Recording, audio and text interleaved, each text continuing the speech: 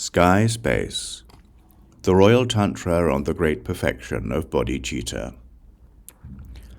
A master who introduces us to the meaning of symbols will have received the lineage through the empowerment of the oral lineage. He will be subdued, respectful, and possess compassion. He will hold the transmission of the samaya of knowledge. He will have acquired the instructions, and he will be aware of the recipient. He will bear treasure. He will know every recipient clearly, from a time that was innumerable eons ago. He will have studied union with the meaning of the Great Perfection. He will be skilled in discriminating the particulars about the recipients. His compassion will be in that he strives to liberate living beings.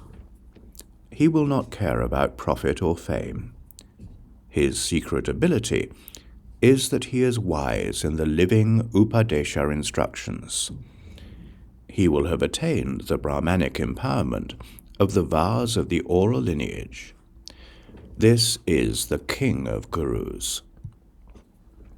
As for the characteristics of a bad guru, he is short-tempered, he has no faith or samaya, he is lazy, he does not have any transmission of the secrets.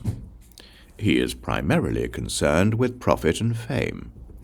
He is arrogant, his jealousy and pride are great. He is corrupt and has no purpose. His words are random. He does not have any empowerments or instructions.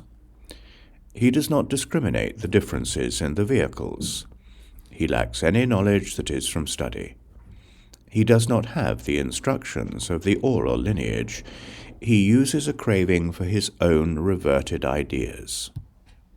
Using language and words that crave for demarcations, in his language, his logic, and his validations, to practice within the transmission of the mind of the Great Perfection. He uses the language and words of reverted cravings, so that anything he discusses will be words of reversion. He lacks the resolve of those who understand themselves. Both he and any others that he liberates will fall. There are also gurus who have the transmission of the treasure of the victorious ones of the 3 times, but they do not have an eye for what is precious.